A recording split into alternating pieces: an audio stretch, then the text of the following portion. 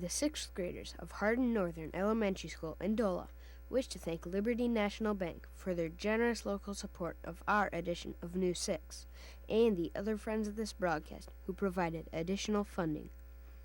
Hi! We're the sixth grade class of Hardin Northern School. Welcome to News 6.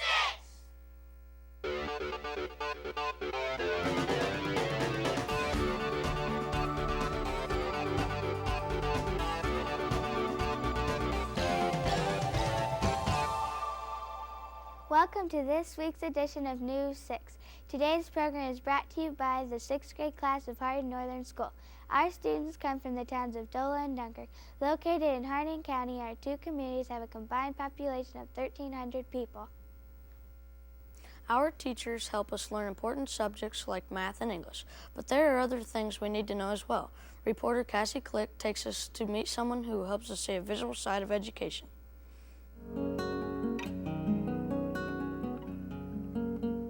Hi, I'm Cassie Click, and I want you to meet a special friend of our school. Pat Mitchell is a local artist who also volunteers her time to help students at Hardin Northern. I think it is very important for children to have art all the way through school. It helps them learn to use their mind, their hands. We do barrettes, buttons, eggs, recycle cans. And here's our Christmas projects for this year. Pat's interest in art goes back a long way. I've been drawing since I can remember. The things that inspire me about art is using your own imagination to create. This is my son Jacob's room. When Pat is not at school, she likes to create her own art in all kinds of places. I can use any kind of surface. I use slate, wood, eggs, saw blades, something that we can use to also help the earth.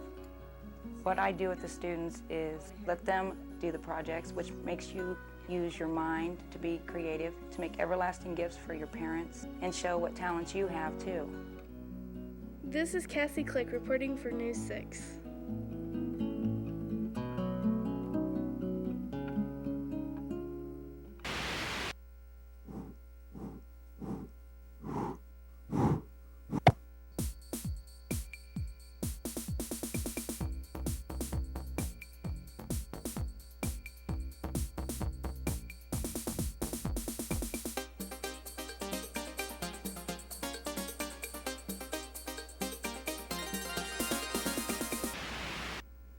Making things in art class can be a lot of fun, but there are people in our community who make things for a living. Reporter Dylan Byer takes us to meet one such person.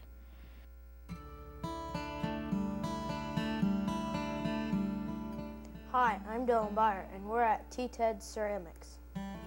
T-Ted Ceramics is a local company that produces ceramic pottery. Some examples of the range of items that we make here go from all kinds of animals to water fountains and even a little zoo, I believe. The most popular items that we sell here are probably related to Christmas and angels. Cynthia Vlasati says that making pottery takes a lot of time and effort.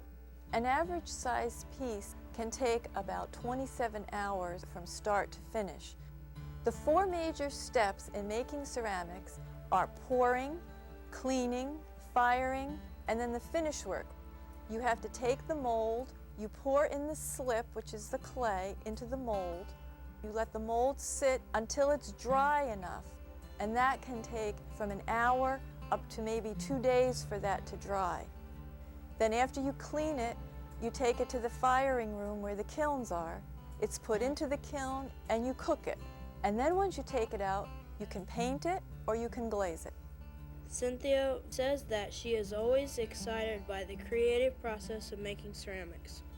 You can take an ordinary piece that looks very simple, and then after it's painted or it's glazed, the decoration of it can turn it into something totally different. This is Dylan Byer reporting for News 6.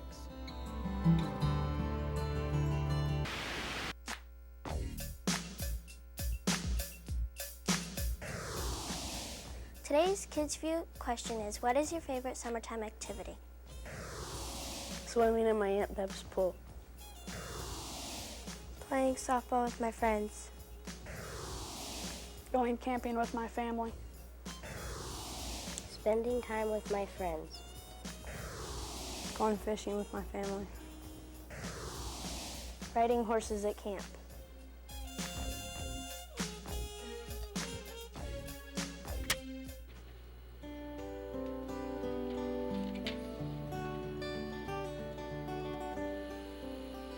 This is our new and improved elementary library. Each class comes here for 45 minutes every week. Our librarian, Mrs. Collins, had a loft built last summer. It is an awesome way to read, study, or just listen to a good book.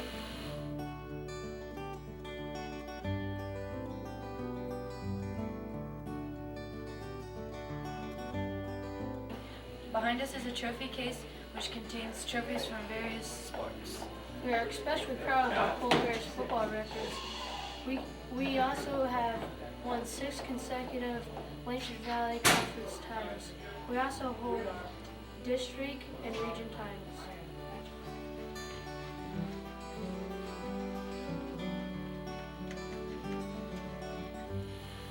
Even though our playground's small and is packed with neat equipment, the PTO has provided us with a zip line, swinging bridge, sand volleyball, and a 4 usual swings and slides.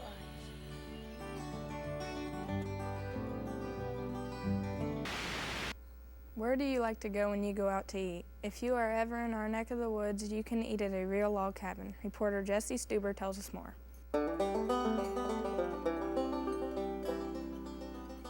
Hi, I'm Jesse Stuber, and I would like you to meet a very unusual cook. By day, Julie Heights is like everyone else, but by night, she helps people travel back in time. Our guests enjoy being out in the country. They like with open fireplace and how things are cooked as they would have been cooked in the mid-1800s. This cabin was from Washington Courthouse area, from Fayette County, and it's about 80 miles from here, and we tore it down piece by piece and brought it back to our property. A visit to Julie's cabin showed us that this was definitely not fast food. Preparation time is about 3 hours, depending on what you choose. We serve beef, chicken, pork, trout. We prepare them as they would have been prepared in the mid-1800s by using cast iron skillets and kettles that we can hang over the cranes in the fireplace. We use cast iron kettles that have legs, and they're called spiders. Meals at the cabin have become very popular and are available by appointment only. We usually prepare meals 4 nights a week.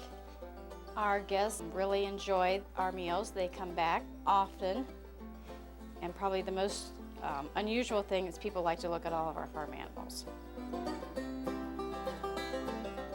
I've met many interesting people. We have had people from Russia, France, Scotland, England, and all over the United States. This is Jesse Stuber reporting for News 6. That's all for this season of News 6. On behalf of all the schools, we'd like to thank everyone who appeared on the show this year. And thank you for watching. Goodbye and have a good summer.